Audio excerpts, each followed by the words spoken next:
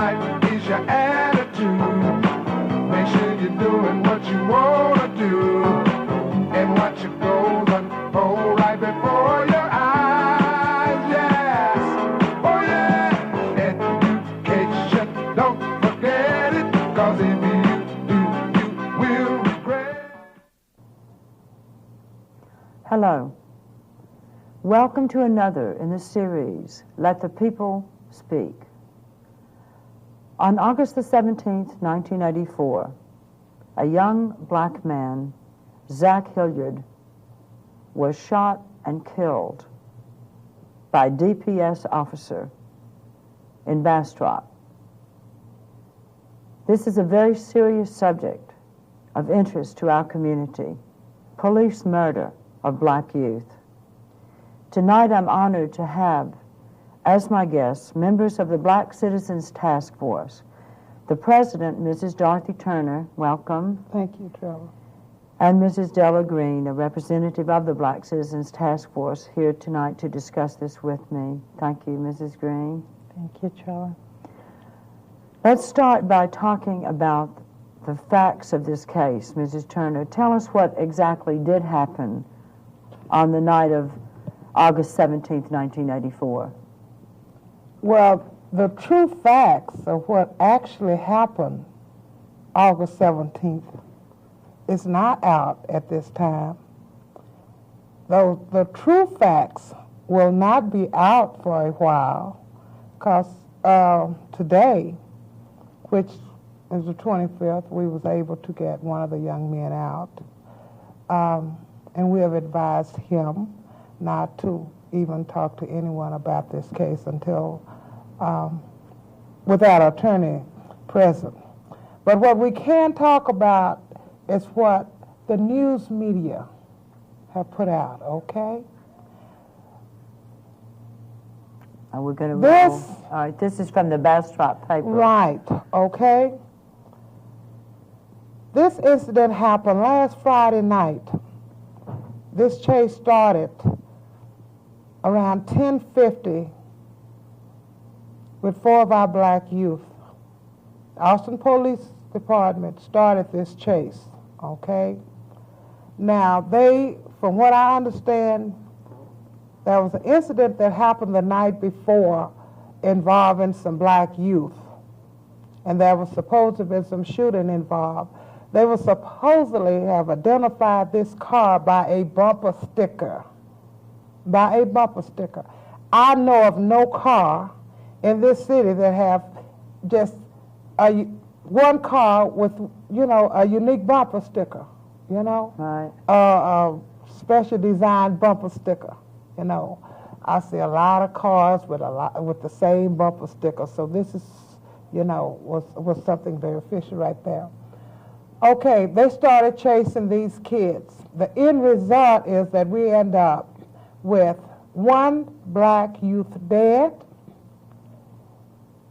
3 black youth terrorized, okay? This is very, very disturbing, very disturbing. If you see the pictures, they are saying that these kids was going 80 to 100 miles an hour on the drum. Well, one of the officers shot one of the wheels out, so they were going on 3 tires and a rim. 3 tires and a drum. They hadn't even knocked the rim off. Okay? 3 tires and a drum, 80 to 100 miles an hour. Okay? This is what's supposed to have happened. The officer was shooting at the tires. This officer, this trained DPS officer with the .357 Magnum somehow managed to shoot through the back window, bypassed 2 black passengers in the back seat, and hit Zack Hilliard, who was a passenger in the front seat. But he was shooting at the tires on the car. Okay? That's what he said. Well, this is all we could go by. This is what I'm saying. The true facts of the case have not been told. What I am referring to is what's being told by the villains, the Austin Police Department and the Department of Public Safety, to me, are villains because I feel like there's a master cover-up going on here, and they are part of it. So the stories that you see in the paper, you read about in the paper, those are the stories that's coming from them. Who is this? Okay, this is the mother and the sister of Zachary Hilliard. The family came to the Black Citizens Task Force last Sunday, the 19th, and asked our assistance in this case. Zachary Hilliard was pronounced dead at 11:55 on the 17th. The family was not notified of his death until 7:50 a.m. the 18th, and a trooper came out to their house to relay this message to them of his death. He knew absolutely no details of what had transcribed the night before, okay? They heard nothing else from the Department of Public Safety or the police department until the next afternoon after the family had made a call to State Representative Wilhelmina Delco, okay? After they had talked to Mrs. Delco, and from what I understand, she made a few phone calls. Then a couple of officers, Sergeant Captain Thomas with the Department of Public Safety, and another trooper came over to their house. This was the 19th, okay, around 3 o'clock that afternoon, 2 or 3 o'clock that afternoon. Then the family came over to my house and asked for the Black Citizens Task Force assistance in this. And this is how we got involved. And the picture that passed on the screen a few minutes ago is from a demonstration that we had on last Wednesday there at the Department of Public Safety there. Mrs. Green, we did a show together, you as a representative of the Black Citizens Task Force and Let the People Speak, a couple of weeks ago actually, about who chooses the police chief in Austin since Frank Dyson is leaving. And we raised the issue of police brutality in our community, specifically against black youth and the black community. Why did this family come to the Black Citizens Task Force, and is this an issue of police brutality against the black community? Well, Joel, at that time, you had asked me what would happen if the community was not involved in selecting the police chief. And I think I responded that the ends justify the means. And this is just another incident of how something can be done, and the end result justifies it. And what has happened here is that the black community is very conscious of the task force and their effort to assist in those things that affect the community as a whole. And what we're all about is all about Austin and the good of blacks in the city of Austin. This is why we wanted input into the selection of the police chief, to avoid any kind of situation that makes not just blacks, whites too, volatile to this type of violence. What many people don't realize is that we have a new breed of blacks. Our youth is a new breed. They're coming post-Vietnam era. They're coming out of prisons, from political incarcerations and all sorts of incarcerations. Actually, whites have developed a new species. They're not dealing with the ordinary black that they've had to deal with in the past. What are the changes? What's different? Well, blacks have developed a new mentality. They don't have the fear mentality that was possibly there in I say my grandmother's age and my mother's age, it's very hard to control the mentality that they have as far as not being fearful. I blame, and well, really I don't blame anyone. I say that if people really look at it, prison developed certain kind of mentality. Vietnam developed a certain type of mentality. If the people on a whole don't raise their consciousness to the point to recognize that blacks will no longer be fearful, they will fight back, other people are going to be hurt too. And if we're talking about the killing of a black youth, and you have the type of mentality of many blacks have now, the Klan or no one else can terrorize them. They will not be fearful. They are not fearful, and it's dangerous because you're talking about retaliation. You're talking about putting a whole community on the spot, and I think the selection of the police force, no matter what they feel, should be a very careful choice. We will never have another Dade County. We will never have blacks suppressed and oppressed the way they have been in the future. And I feel that their military training that was developed, because most of our armies were made up with black, whites have taught them. Well, you're talking about, aren't you, the right of black people to self-defense against genocide and the attacks by the police, by the Klan, by white supremacists? What they have created is a survival of a species. Even the lowest form of insects, ants, roaches, whatever, when their very basic survival is threatened, species adapt. And we're talking about a higher order of species, talking about a human being.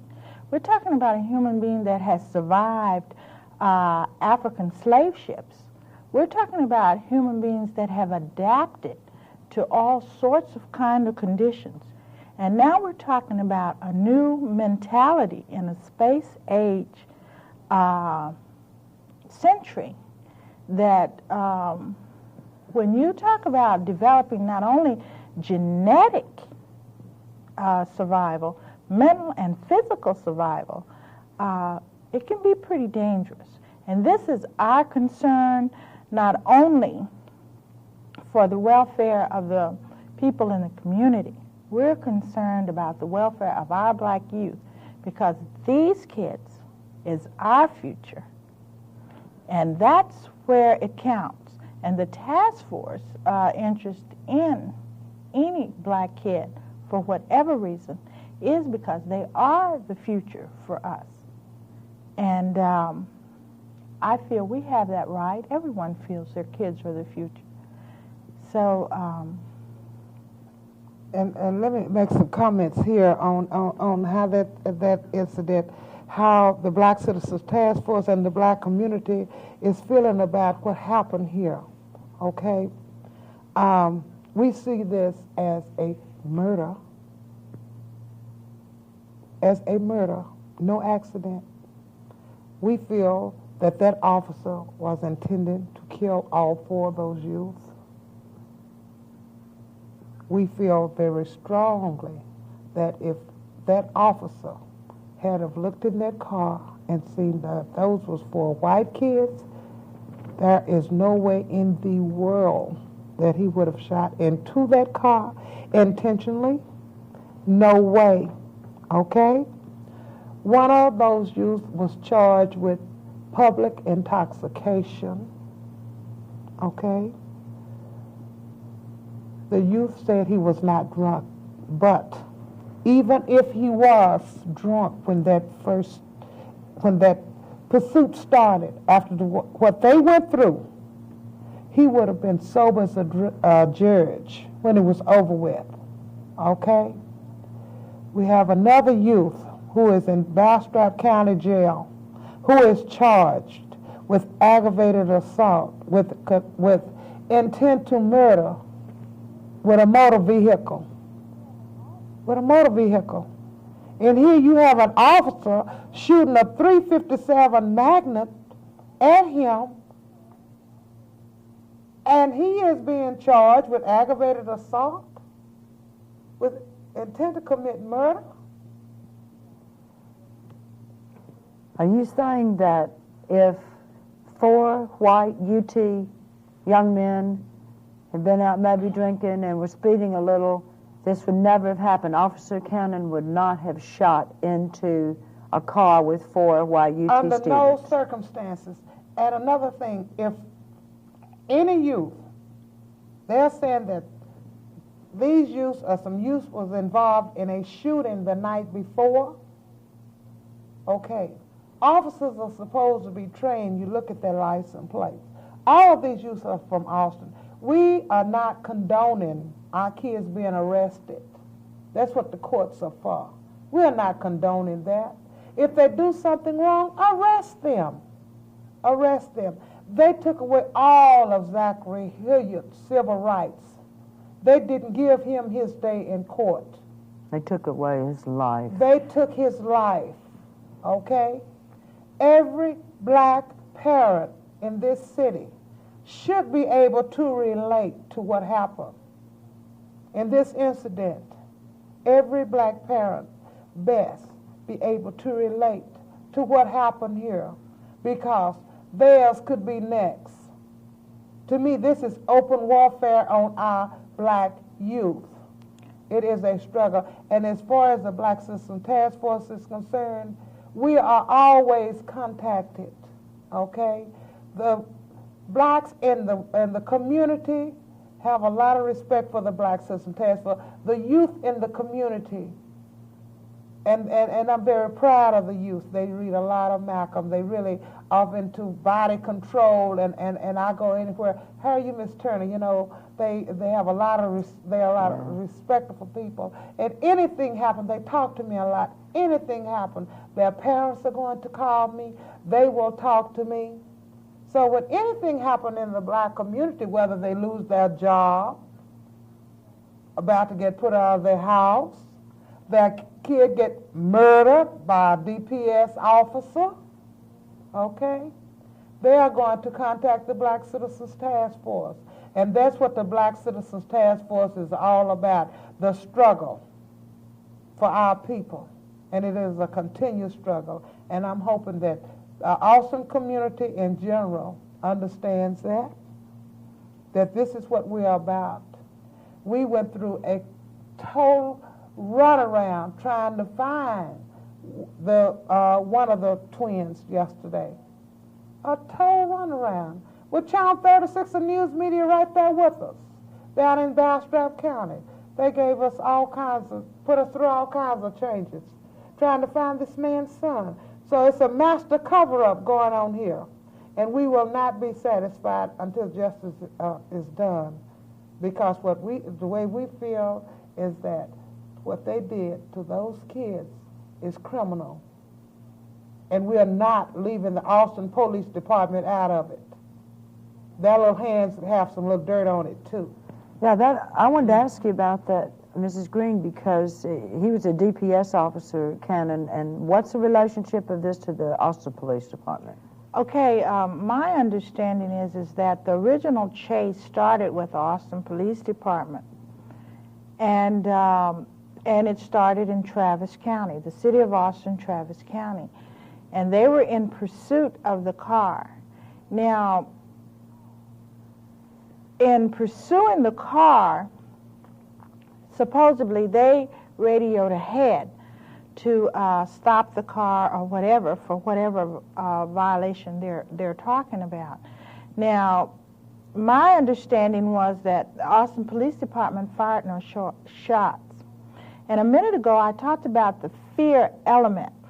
I feel that the kids were trying to get away for a reason, and they were being terrorized for a reason by whoever was in pursuit of them. Okay, and in terror, they were running. Now, a police officer, Austin police officer, in pursuit of the car, how Bastrop County ended up having control and arresting these two youths, 17 years old. I feel many rights have come to question here. Why were they pursuing them? Why, with the car disabled the way it was necessary to use what they say, deadly force. And the deadly force that was used on the car, as you could see in the pictures, was on the passenger side of the car. And driving down a highway, if you're trying to run someone off the road, you would be running them off to the right, which would put the officer on the left-hand side of that car. But the right side of the car is damaged. The left side looks pretty good. You had one kid dead on the ground, one lying face down on the ground. With ants swarming all over him. Well, one lying face down on the ground. You have two brothers that are twins that are taken and kept in Bastrop County Jail, 17-year-olds, not charged at that point with anything that says they could have held them for 8 days in incarceration without notifying their parent, because these were juveniles we were dealing with.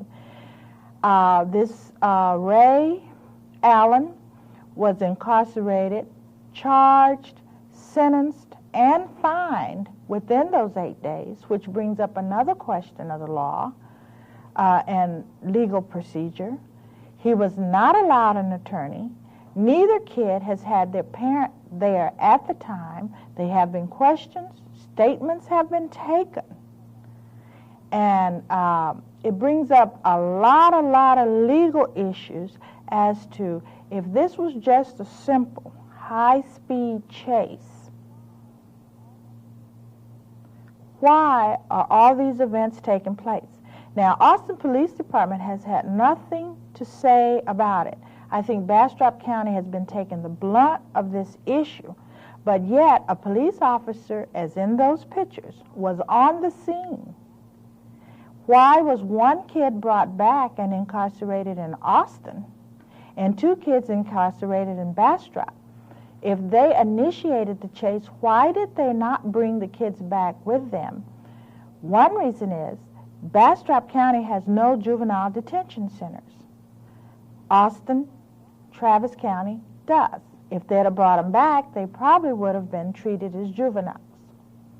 Well, didn't they put this young juvenile man in Bastrop in with so-called hardened criminals? Yes. And also, isn't it also true that Bastrop is a Klan center out there? Right. See, this is why I'm saying mind control and mental terrorism.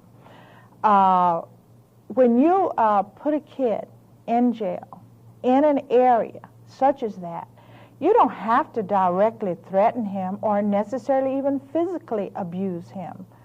There's different kinds of ways to terrorize people. So by incarcerating him and his brother, there's always a possibility of using one brother against the other, meaning that saying, you know, hey, we're going to do this to your brother if you don't tell us this or you don't go along with our story. See, there's problems with whatever the kid says when he comes out due to the fact that many rights was not followed. The kid also was not allowed his attorney. He was appointed a court-appointed attorney after the kid had, Ray had said he had an attorney. So his attorney was not contacted. His attorney was undermined for a court-appointed attorney at that time. These two kids Plus one were in Bastrop County Jail that has 5 tanks. Okay, out of the 5 tanks, 3 tanks were, I don't know if they were full or what, but they housed 4 prisoners each. Each tank had one separate tank where Daryl Allen was being held, and with another group of 4 prisoners, and another separate tank where Ray Allen was being held with another group of 4 prisoners. I say that to say this: if they say, well, we had no facility to isolate them in, there were 2 empty tanks with no prisoners. Well, so, Mrs. Green, let me just, because we're running out of time, Okay. say that what you're basically saying is that it's racism and white supremacy behind this, whether you're talking about the prison system, or you're talking about the way the police murdered a youth, the way they're treated in jail, the way they're treated under the legal system. right. I'm saying that they have no regard for us as a group in their treatment in all these systems.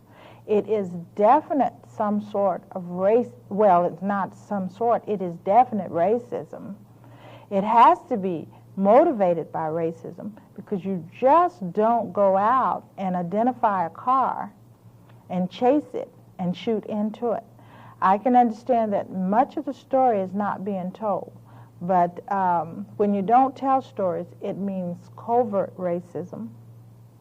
When you have people incarcerated in a known Klan area, it's also mental terrorism and racism, not only for the kids that are incarcerated, for the families. So we did make a conscious effort to go to Bastrop because, you know, we realize it's Klan territory. But like I say, the fear element is not there. We have 1 minute. Mrs. Turner, tell us what the black community and the Black Citizens Task Force, the grassroots organization, is going to do to support the family and to bring this case to the Austin community. We see this as a situation that the black community need to look at very seriously. What we're going to do is contact the Justice Department and ask them to intervene in the investigation. We are going to try to get nationwide coverage on this, raise the consciousness, because what happened here is not unique as far as this kind of treatment of blacks all over the country. It finally come home, but this is happening to black youth and black people all over the country. Here it is, Austin. It's here. You know, it started on our black youth. Who will our next blacks be? Who will the next group of black kids be here in this city? We want to stop it. We want to raise the consciousness of this happening here in Austin all over the country. We're going to ask for a federal Justice Department investigation here in this city on this incident, and we're going to raise the consciousness of what happened here in this city all over this country. We want everybody to know they have opened up warfare on our black youth in this city, Austin, Texas. Thank you to the Black Citizens Task Force. If you're concerned about the murder of black youth and police brutality and killer cops, get in touch with the Black Citizens Task Force. Find out more about the case of Zack Hilliard. Thank you for Let the People Speak. Good night. Thank you.